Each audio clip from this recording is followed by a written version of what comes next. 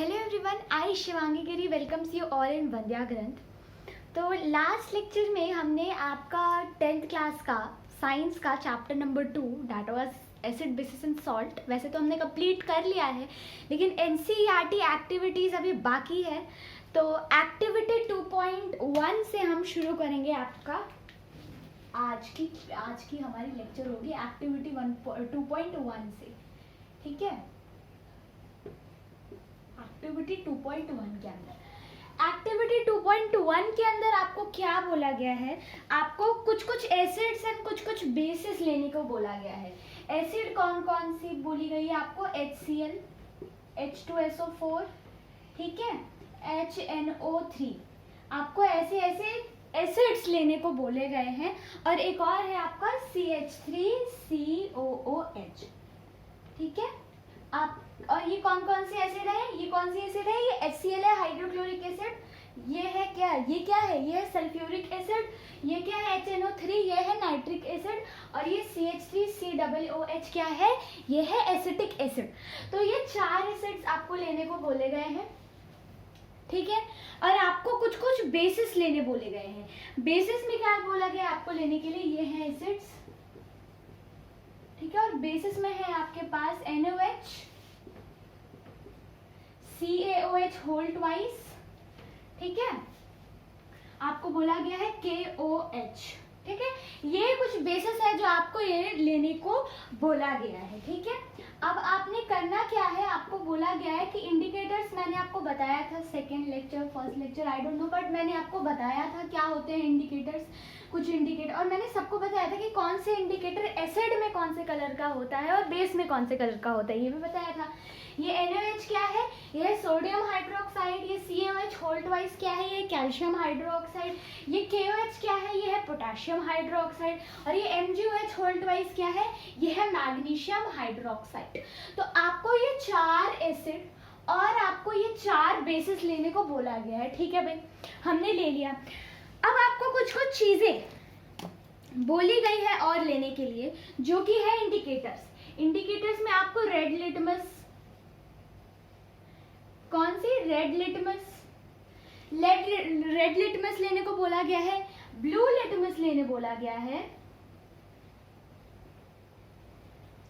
फिनोफ्थिलीन लेने को बोला गया है और मिथाइल ऑरेंज लेने को बोला गया है। फिनोफ्थिलीन को हम शॉर्ट फॉर्म में PH कहते हैं, ठीक है। तो कोई कंफर्म नहीं होना कि ये PH क्या है, मतलब कंफ्यूज मत होना कि ये PH क्या है। फिर आपको बोला गया है मिथाइल ऑरेंज लेने के लिए, मिथाइल ऑरेंज लेने के लिए, ठीक है। अब आपको क्या करना है कि ये जितने भी इंडिकेटर्स है ना बच्चा, इन सभी इंडिकेटर्स को आपको डालना है ये करके इन सबके सोल्यूशन में। ये क्या है? ये है इंडिकेटर्स। अभी इन सब इंडिकेटर्स में से एक इंडिकेटर्स आपने उठाना है और क्या करना है? एसिड्स के इन चारों सोल्यूशन में, बेस के इन चारों सोल्यूशन में आपको डालना है और आपको कलर बताना है। यही है एक्टिविटी 2.1, ठीक है। तो मैं आपको बता देती हूँ रेड लिटमस का क्या होने वाला है, फिर आप ब्लू, PH और मिथाइल ऑरेंज का आप खुद से बनाएंगे और लिखेंगे, ठीक है। लिखेंगे भी साथ में कि किसके साथ कौन सा कलर चेंज होगा, ठीक है।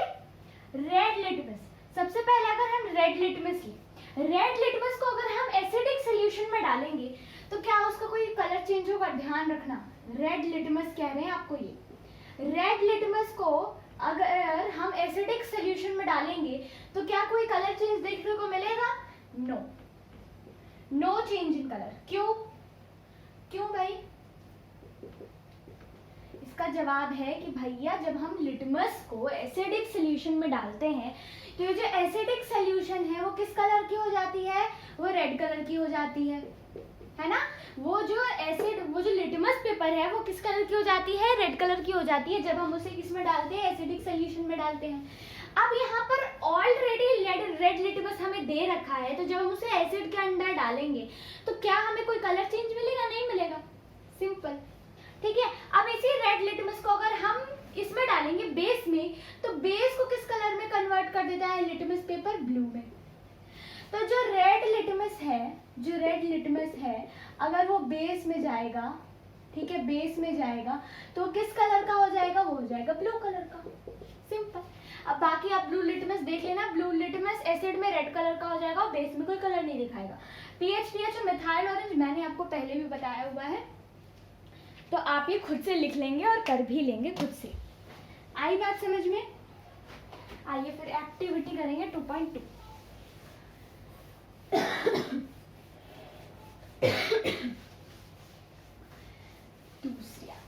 ये वाली एक्टिविटी में जो आपको पीएच दिया हुआ है यानी फिनोल्फथालीन और मिथाइल ऑरेंज आपको पता होना चाहिए कलर कौन सा है, इसीलिए मैंने आपको नहीं बताया है, आप खुद से कर लीजिएगा इस चीज को, ठीक है।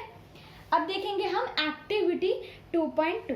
एक्टिविटी 2.2 में कुछ नहीं है, जैसे एक्टिविटी 2.1 है ना बेटा, आपने इसमें कलर बताया है, इसमें कलर बताया है, और एक मैंने आपको बताया था ओल्फैक्टरी इंडिकेटर्स के बारे में। ओल्फैक्टरी इंडिकेटर्स कौन सी होती है? ओल्फैक्टरीज वो होती है जो कि स्मेल से जज करती हैं कि the given solution is acidic और बेसिक, ठीक है, वो स्मेल से जज करती है ना। हाँ, तो बस आपने कुछ नहीं करना है, ये जो ओल्फैक्टरी ये वाला जो आपका एक्टिविटी है 2.2 वो आप पढ़ लीजिएगा। वैसे तो ओल्फैक्टरी इंडिकेटर्स का क्या काम आपको है ना, वो स्मेल बताती है, स्मेल से जज करती है whether the solution is acidic और बेसिक, ठीक है। एक्टिविटी 2.3 पर आते हैं। एक्टिविटी 2.3 जो है वो बहुत मजेदार है। क्यों मजेदार है भैया? क्योंकि ये ना आपका जज करेगा कि आप पीछे का पढ़ा हुआ याद रखते भी हो या फिर भूल जाते हो। ओल्फैक्टरी इंडिकेटर वो 2.2 बकवास था, बिल्कुल कुछ नहीं उसमें खास है, ठीक है। आपने क्या करना है, 5 ml लेना है, किसका लेना है? डाइल्यूट H2SO4 का। 5 ml of dilute H2SO4, 5 ml लेना है आपको, किसका? डाइल्यूट H2SO4, 4 है भाई, 9 नहीं है, ठीक है। और उसमें हमें जिंक ग्रेन्यूल्स डालने हैं, और इसमें हमें क्या डालना है? इसमें हमने जिंक ग्रेन्यूल्स डालने हैं। जिंक ग्रेन्यूल्स क्या होते हैं? जिंक ग्रेन्यूल्स होते हैं जिंक के कण कह सकते हैं हम इसे, कण मतलब वी कैन से कि बहुत छोटे छोटे से होते हैं, जिंक के ही होते हैं और काफी छोटे छोटे होते हैं, ठीक है, वही होते हैं जिंक ग्रेन्यूल्स, और कुछ नहीं होता है, कण होते हैं छोटे छोटे जिंक के, बस और कुछ नहीं, ठीक है। तो यहाँ पर आपको क्या देखने को मिलेगा? जिंक ग्रेन्यूल्स का कुछ खास फॉर्मूला नहीं है, बस सिंपली उतने बड़े पैराग्राफ में आपने बस H2SO4 को जिंक के साथ रिएक्ट कराना है। अब बताना है आपको कि यहाँ पर क्या फॉर्म होगा, दिमाग लगाना, ठीक है। H2SO4 लिक्विड फॉर्म में और ये सॉलिड फॉर्म में, दिमाग लगाना और उसके बाद जवाब देना कि यहाँ पर क्या होगा और क्या फॉर्म होने वाला है यहाँ पर, ठीक है। दिमाग लगा लिया अपना। अब देखो हाइड्रोजन और जिंक, अच्छा यहाँ पर अभी तो आप नए हो, पर आपको अगर कोई भी ऐसा रिएक्शन दिखे, ऐसा कोई भी रिएक्शन दिखे आपको जहां पर किसी एक मेटल के बारे में बात करा जा रहा हो, ठीक है, तो आपके दिमाग में तुरंत रिएक्टिविटी सीरीज क्लिक होनी चाहिए, रिएक्टिविटी सीरीज। तब जरा रिएक्टिविटी सीरीज याद करना, मैंने आपको चैप्टर 1 में याद करवाया था, बहुत अच्छे तरीके से ट्रिक भी बताया था मैंने आपको H2SO मतलब रिएक्टिविटी सीरीज याद करने का। तो उसमें मैंने आपको ट्रिक क्या बताया था? Please stop calling me a zebra. Zebra, zebra यानी कि zinc, Z for zinc, zebra माने जिंक। तो आप देखो जिंक क्या है, जिंक पहले आ रहा है और हाइड्रोजन बाद में आ रहा है। अगर आपको कंफ्यूजन हो रही है ना, प्लीज आप एक्टिविटी सीरीज खोल लीजिए, रिएक्टिविटी सीरीज खोलिए और फटाफट से बताइए मेरे को इन दोनों में से ऊपर कौन आ रहा है। जो ऊपर आ रहा है वो हाईली रिएक्टिव होगा, और जो हाईली रिएक्टिव होगा ना वो डिस्प्लेसमेंट करेगा। किसका डिस्प्लेसमेंट करेगा? उसके सोल्यूशन से उसको निकाल के बाहर कर देगा और खुद उसका जगह ले लेगा। डिस्प्लेसमेंट यही होता है, किसी का जगह ले लेना, तो जगह ले लेगा वो बस किसी का। आप बस रिएक्टिविटी सीरीज खोलो, ठीक है। तो आप जब रिएक्टिविटी सीरीज खोलोगे, चैप्टर नंबर 3 में आपको रिएक्टिविटी सीरीज आपके एनसीईआरटी के अंदर दिया है, वहां देख लेना।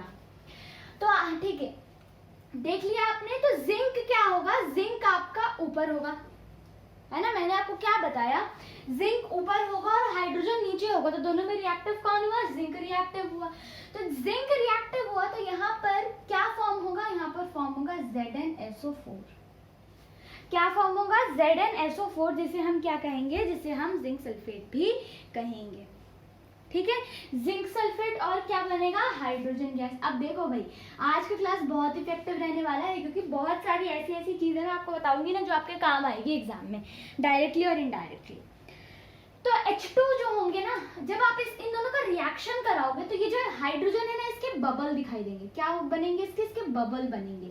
जब आप बीकर में इन दोनों को रिएक्ट कराओगे, ठीक है, ये रहा, मान लो ये सपोज हमारा बीकर है, इस बीकर में जब आप H2O है ये, ठीक है, H2SO4 है ना, सल्फ्यूरिक एसिड है, आप इसमें जिंक ग्रेन्यूल्स डालोगे तो हमें क्या मिलेगा, ये क्या है, ये है Zn, जिंक ग्रेन्यूल्स। तो हमें क्या मिल के आएगा, हमें इन दोनों से मिलकर आएगा ZnSO4, और क्या मिलकर आएगा हमारे पास हाइड्रोजन। हाइड्रोजन जब बनेगा ना, तो हाइड्रोजन की ना बबूले बनेंगे, बबल्स बनेंगे। अब देखो हाइड्रोजन बना है या नहीं, हाइड्रोजन के लिए हमने एक ना पॉप साउंड टेस्ट करते हैं कोई भी रिएक्शन में। अब देखो भाई, हाइड्रोजन क्या है, हाइड्रोजन एक गैस के फॉर्मेट में निकलेगा, इसमें से हाइड्रोजन एक गैस के फॉर्मेट में निकलेगा। अब जरा मेरे को बात बताना, हमें सपने तो नहीं आएंगे कि भाई हाइड्रोजन बनेगा नहीं बनेगा, कब बनना स्टार्ट हुआ है, क्या हुआ है ना, नहीं होगा। तो ऑब्वियसली हमें कोई टेस्ट करना पड़ेगा, तब हमें पता चलेगा कि भैया हाइड्रोजन सच में आया है या नहीं बना है, क्या हो रहा है यहाँ पर, है ना। तो उसे टेस्ट करने के लिए हम क्या करते हैं, पॉप साउंड टेस्ट। ये कौन सा टेस्ट है, हाइड्रोजन को टेस्ट करने के लिए हम कौन सा टेस्ट करते हैं, पॉप साउंड टेस्ट। कहीं लिख लेंगे, सीबीएसई का कोई ठिकाना नहीं है, ठीक है, आपसे क्वेश्चन पूछ सकते हैं वो। तो इसे टेस्ट करने के लिए हम पॉप साउंड टेस्ट करेंगे। तो पॉप साउंड टेस्ट करने के लिए क्या करना पड़ेगा, हमें कुछ नहीं करना होगा। इस बीकर के सामने हम बस क्या करेंगे, ये जो बबल बन रहा है ना, उसके पास में बस हम एक कैंडल लेकर जाएंगे, और वो कैंडल में ना आग जला होना चाहिए। तो जैसे हम जब उस बबल्स के पास में लेकर जाएंगे ना, जहाँ पर ये बबल्स बन रहे होंगे, उसके पास जब हम उस जलते हुए कैंडल को लेकर जाएंगे, तो कैंडल में से आवाज आएगी पॉप पॉप।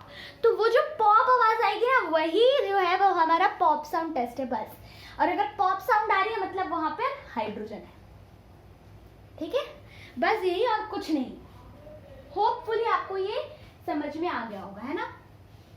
आइए फिर एक्टिविटी 2.4 देखते हैं। कुछ नहीं करना था आपको, बस एक पॉप साउंड टेस्ट बता दिया कि अगर हम किसी भी कैंडल को, मैच स्टिक को हाइड्रोजन के करीब लेकर जाएंगे तो उसमें से कैसी आवाज आएगी, पॉप साउंड आएगी।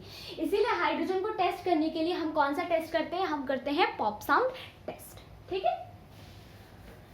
लिख लीजिएगा कहीं, पॉप साउंड टेस्ट होता है हाइड्रोजन बना है या नहीं से टेस्ट करने के लिए, हाइड्रोजन निकल रहा है या नहीं उसमें से टेस्ट करने के लिए, ठीक है। काफी जगह ये जुगाड़ काम में आती है और क्वेश्चन भी आते हैं, ऐसी बात नहीं, ठीक है। Next activity is activity 2.4। कौन सी एक्टिविटी है, एक्टिविटी 2.4 है। अब ये एक्टिविटी 2.4 में आपको क्या बोल रहे हैं कि आपने क्या लेना है, आपने ग्रेन्युलेटेड जिंक लेना है, मतलब फिर से आपने जिंक ग्रेन्यूल ही लेना है। क्या लेना है आपने लेना है जिंक ग्रेन्यूल्स, ठीक है। आपने फिर से जिंक ग्रेन्यूल्स लेने हैं और उसमें क्या करना है, उसमें आपने क्या करना है, सोडियम हाइड्रोक्साइड को ऐड करना है, सोडियम हाइड्रोक्साइड को ऐड करना है। सिंपली कह रहे हैं आपको जिंक प्लस NaOH। हाँ भैया चलो, मैं आपको दो ऑप्शन देती हूँ, यहाँ पर कौन से, मतलब दो ऑप्शन क्या दूं मैं आपको, आप मेरे को बताओ कि इसका प्रोडक्ट क्या होगा, आप बताओ इसका प्रोडक्ट क्या होगा, ठीक है। सोचो और बताओ, ढंग से सोचना, ठीक है, तमीज से, फिर बताना क्या होगा, ठीक है। हो गया आपका, चलो मैं बताती हूँ इसका क्या होगा। हमारा बनेगा ZnOH प्लस Na। एकदम सही है ना, यही बनेगा। मैंने ये सही लिखा है बिल्कुल, मैंने ये बिल्कुल गलत लिखा है, ये काम मत करना, ठीक है भाई। आपको मैंने क्या बोला, आपने रिएक्शन देखना है ऐसे टाइप की, पर आपको रिएक्टिविटी सीरीज ध्यान में रखनी है। अब जरा मेरे को बताना कि पहले सोडियम आता है या पहले जिंक आता है। कंफ्यूजन हो रही है आपको तो आप रिएक्टिविटी सीरीज याद कर लेंगे, वो वाली वीडियो देख लेंगे दोबारा से, फिर कोई कंफ्यूजन नहीं रह जाएगा। याद करिए कि पहले सोडियम आता है या जिंक आता है। आपका जवाब होगा पहले सोडियम आता है, अगर अपने रिएक्टिविटी सीरीज देखी होगी।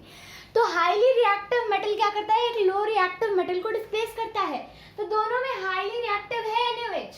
तो आप जरा खुद दिमाग लगाओ कि NaOH के नीचे आता है जिंक, तो वो उसकी जगह कैसे ले सकता है, महान लोग बोल दिए होंगे इतने में कि नो रिएक्शन, घटिया ये एक्टिविटी, कोई रिएक्शन नहीं होगा। ये भी गलत है, रिएक्शन होगा, इसमें रिएक्शन होगा। और आपको पता है यहाँ पर क्या बनेगा, Na2ZNO2, जिसे हम क्या कहते हैं, जिसे हम कहते हैं सोडियम जिंकेट।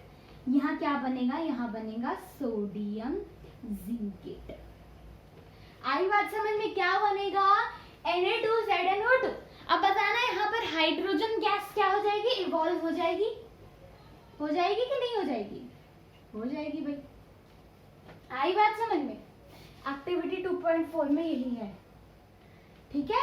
डिस्प्लेसमेंट मत कर देना दिमागदारों, ध्यान रखना कि यहाँ पर सोडियम जिंकेट बनकर आएगा, ठीक है। क्या बनकर आएगा, सोडियम जिंकेट बनकर आएगा आपके पास, ठीक है। आइए अब एक्टिविटी 2.5 देखते हैं ना। और भाई मैं एक और बात आपको बताना बहुत आवश्यक चाहूंगी कि मैं आपको ये बात बता दूं कि आपने केमिस्ट्री ऐसा नहीं है कि डायग्राम्स में आपने सिर्फ और सिर्फ बायो के देखने नहीं, प्लीज केमिस्ट्री में जितनी एक्टिविटीज है ना आप उसका डायग्राम भी देख लेंगे, ठीक है। डायग्राम बेस्ड क्वेश्चन जो है वो पिछले इस साल 2024 के जो बोर्ड्स हुए थे 2023-2024 वाले में, उसमें डायग्राम बेस्ड सीबीएसई ने दिया था, ठीक है। तो याद रखेंगे कि डायग्राम्स इग्नोर नहीं करेंगे, डायग्राम्स की भी प्रैक्टिस आप केमिस्ट्री में कर लेंगे, ठीक है। अब देखिए आपको क्या बोला गया है, सबसे पहले आपको टेस्ट ट्यूब ए लेना है। क्या लेना है आपने, 2 टेस्ट ट्यूब लेने हैं। सबसे पहला है टेस्ट ट्यूब ए और दूसरा कौन सा है, दूसरा है टेस्ट ट्यूब बी, ठीक है। अब देखना टेस्ट ट्यूब ए में क्या कह रहे हैं, इसे ना थोड़ा नीचे लिख देते हैं, टेस्ट ट्यूब बी, ठीक है।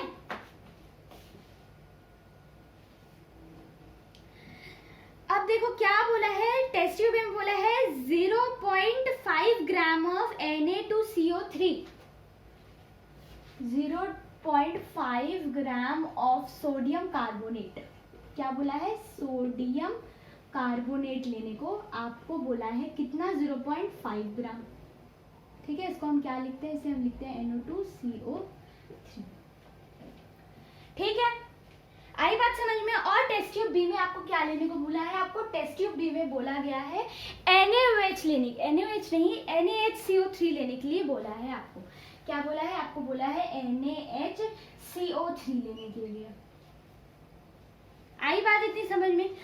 और क्या करना है, आपको इन दोनों को HCl से रिएक्ट कराना है, इन दोनों को किससे, HCl हाइड्रोक्लोरिक एसिड से रिएक्ट कराना है। ये क्या है, सोडियम बाइकार्बोनेट है और ये क्या है, सोडियम कार्बोनेट है ना, सोडियम हाइड्रोजन कार्बोनेट और सोडियम कार्बोनेट।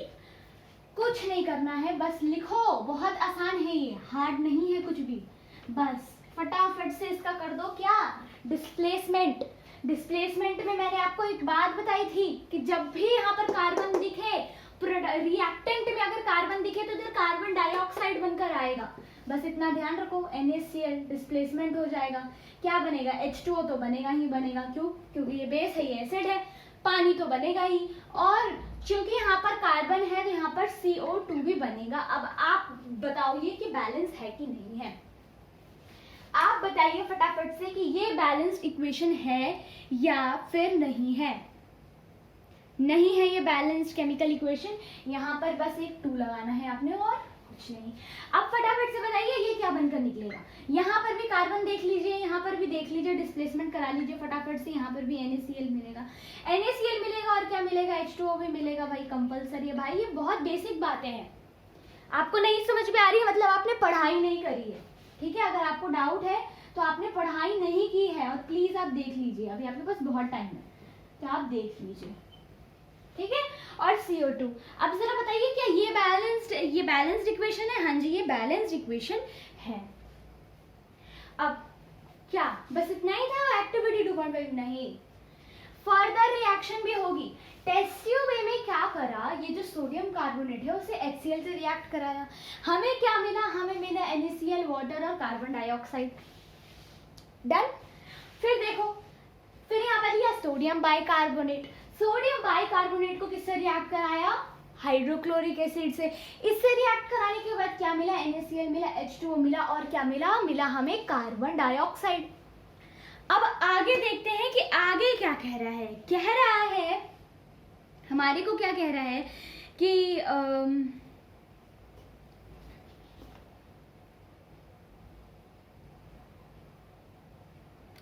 अब देखो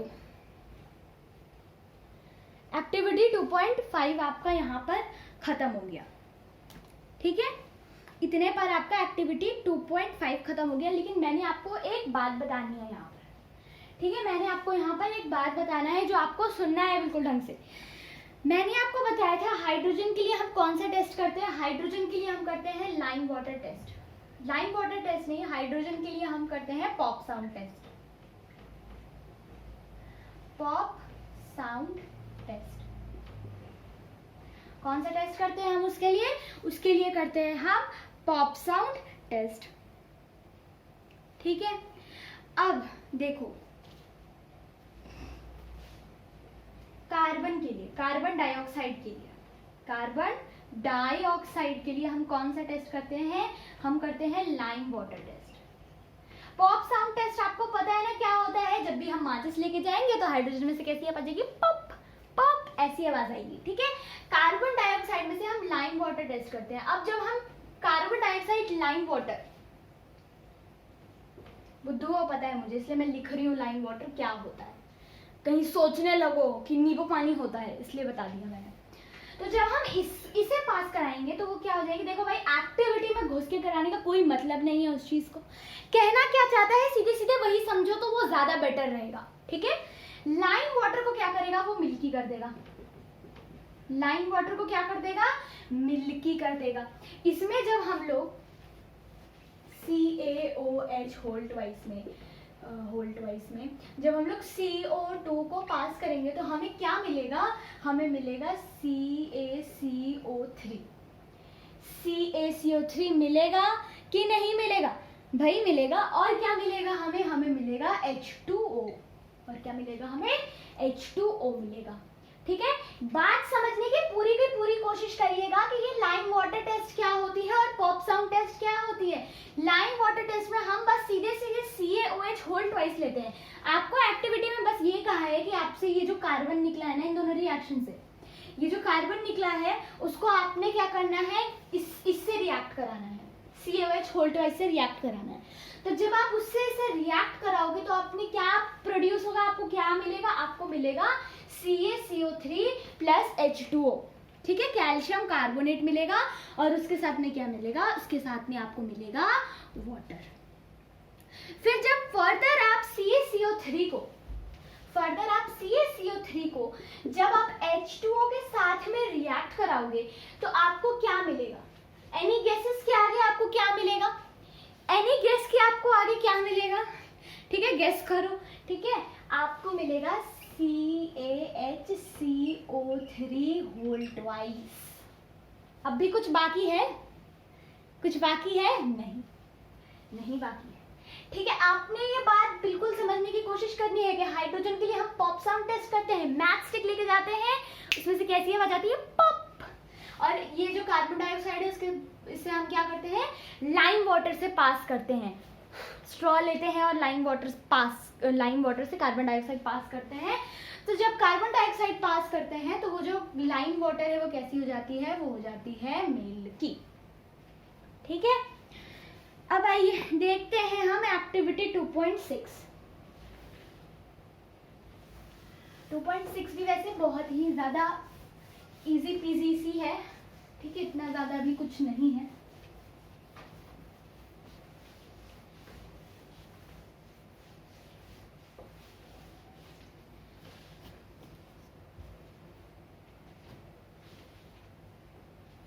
एक्टिविटी 2.6 आपको बोला है कि आपको 2 ml लेना है NaOH सोल्यूशन। क्या लेना है आपको? 2 ml लेना है, किसका? NaOH का। NaOH क्या होता है? Sodium hydroxide. और सोडियम हाइड्रोक्साइड क्या होता है? सोडियम हाइड्रोक्साइड होता है एक बेस। इसको क्या करना है? इसको HCl के साथ में रिएक्ट कराना है। इससे पहले आपको देखना है कि pH में फिनोल्फथलीन से इससे पहले देखना है पीएच पीएच यानी बेटा क्या, फिनोल्फथलीन। अब जरा बेटा मेरे को याद करके बता कि जब पीएच पीएच को तू बेसिक सोल्यूशन में डालता है तो कौन सा कलर मिलता है तेरे को, पिंक कलर मिलता है। तो बस आपसे यही पूछा है कि आप जब NOH को पीएच पीएच में, मतलब पीएच पीएच जो इंडिकेटर है आपका फिनोल्फथलीन, जब उसके साथ मतलब उसमें डिप करोगे तो कौन सा कलर देगा आपको, पिंक कलर देगा। कहानी खत्म। फिर आपको बोला है इस NOH को क्या करना है, आपको किससे रिएक्ट कराना है, HCl के साथ रिएक्ट कराना है। भैया इससे वाहिया तो चीज नहीं बनी। NaCl plus H2O, acid plus base gives salt plus. ठीक है, आइए अब एक्टिविटी 2.7 की ओर बढ़े। ठीक है, एक्टिविटी 2.7। एक्टिविटी 2.7 के अंदर आपको लेने को कहा है इन लोगों ने, क्या आपको लेने को बोला है, मेटल ऑक्साइड। मेटल ऑक्साइड में आपको बोला है कॉपर ऑक्साइड लेने के लिए, उसे HCl के साथ रिएक्ट कराने के लिए। तो कोई गैस क्या होने वाला है यहाँ पर, कोई गैस यहाँ पर क्या होगा, यहाँ पर होगा CuCl2 copper chloride plus H2O। ये क्यों हुआ, क्योंकि आपको यहाँ पर एक पॉइंट टू रिमेम्बर, बात मैं आपको बता दूं कि जितनी मेटल ऑक्साइड होती है, बहुत जरूरी बात बता रही हूँ, वो लाइम वाटर वाला और जो आपका पॉप साउंड टेस्ट था ना, वो भी बिल्कुल ऐसे स्टार लगा लेना। और यहाँ पर ये जो बता रही हूँ इसे भी बिल्कुल लिख लेना, ये सब जुगाड़ होता है बेटा जो आपको बहुत हेल्प करता है। मेटल ऑक्साइड जितने भी होते हैं वो बेसिक इन नेचर होते हैं, और जितने नॉन मेटल ऑक्साइड्स होते हैं वो सभी एसिडिक होते हैं नेचर में। बेटा इसी साल सवाल दिया था 2024, जो 23-24 वाले थे ना, उनके पेपर में आया था ये सवाल। ठीक है, घुमा फिरा के आपका एक्टिविटी 1.1 और एक सल्फर पर भी आपका आगे जाकर एक आएगा आपका एक्टिविटी, उन सब मिला के दोनों से, और कुल मिला के आपसे एसिडिक और बेसिक सोल्यूशन ही पूछ रहा है, कौन सा एसिडिक है कौन सा बेसिक है। तो ये जो जुगाड़ है ना कि मेटल ऑक्साइड जितनी भी है वो बेसिक होती है, नॉन मेटल ऑक्साइड जितनी होती है एसिडिक होती है। ठीक है, ये बात आपको याद रखना है। तो ये जो कॉपर ऑक्साइड है, कॉपर क्या है, एक मेटल है, उसका ऑक्साइड क्या होगा, उसका ऑक्साइड हो जाएगा बेसिक। HCl क्या है, HCl तो भाई एक एसिड है, तो ये क्या देगा, ये देगा सॉल्ट प्लस वाटर, तो अपना दिया नहीं हुआ है। आई बात समझ में आई? ठीक है, एकदम क्लियर होगी आपको ये बात, चमक गई होगी अच्छे से, है ना। अब आइए देखते हैं हम एक्टिविटी 2.8। कौन सी एक्टिविटी देखेंगे, एक्टिविटी 2.8 देखेंगे। एक्टिविटी 2.8 बेटा इतना ना लंबा आपको वो एक्टिविटी देकर रखा है, और ट्रस्ट में उसका ना बिल्कुल एक सिंपल सा समरी बता रही हूँ मैं आपको कि आपको कुछ नहीं बोला, आपको ग्लूकोज, आपको बोला है ग्लूकोज, आपको बोला है एल्कोहल। ठीक है, एल्कोहल की स्पेलिंग हमेशा गलत होती है,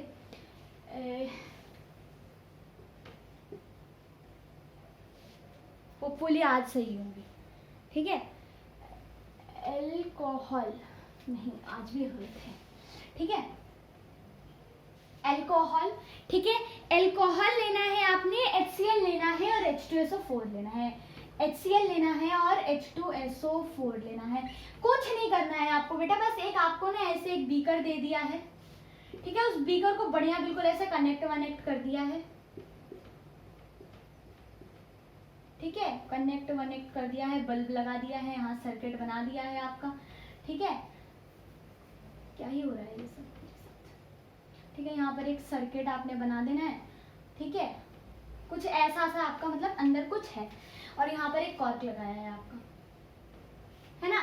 और ये जो वाटर है ना, इसमें आपको बारी बारी से ग्लूकोज रखना है, बारी बारी से आपको एल्कोहल रखना है, बारी बारी से आपको HCl रखना है, बारी बारी से आपको H2SO4 रखना है, बारी बारी से चारों सोल्यूशन आपने रखना है। और आपको देखना है कि इन सब सोल्यूशन में से मतलब इन सब में कौन कौन से सोल्यूशन रहे, तब ये जो बल्ब है ना बेटा आपका ग्लो करा। तो इसका सिंपल सा रिप्लाई है, मैंने आपको बताया था एक लेक्चर में कि जो एसिड्स होती है ना वो गुड कंडक्टर ऑफ इलेक्ट्रिसिटी होती है, whether as glucose and alcohol जो है वो एक बैड कंडक्टर ऑफ इलेक्ट्रिसिटी है। तो जब HCl और H2SO4 रहेंगे ना बेटा इसके अंदर, तब क्या होगा, तब जाके बल्ब ग्लो होगा कहीं ना कहीं। आई बात समझ में? बस कुछ नहीं है इसके अंदर, इतना ही है, दे रखा है आपको इतना बड़ा, और वो उसमें कुछ है ही नहीं। डराते हो रहे हैं ऐसे ऐसे शब्द यूज करके, है ना, बच्चे डर जाते हैं। एक्टिविटी 2.9 ट्रस्ट मी, एक्टिविटी 2.9 ना बड़ा है पर ये भी बहुत आसान है। आपको NaCl दे रखा है और आपको दे रखा है H2SO4। सिंपली आपको कुछ नहीं करना है, NaCl प्लस H2SO4 दिया है और आपको ना इसमें से HCl मिलेगा। आपको क्या मिलेगा? इसमें से HCl मिलेगा, ये उसकी रिएक्शन है। तो यहाँ पर डबल डिस्प्लेसमेंट रिएक्शन होगा, यहाँ पर मिलेगा Na2SO4 सोडियम सल्फेट और आपको क्या मिलेगा? आपको HCl मिलेगा। बस, कुछ नहीं है बेटा, ये एक डबल डिस्प्लेसमेंट रिएक्शन है और कुछ नहीं। ठीक है, बैलेंसिंग देख लेंगे आप। बैलेंस तो ये इक्वेशन कहीं से भी नहीं है, तो लो कर दिया बैलेंस। ठीक है, बैलेंस्ड, हाँ ठीक है।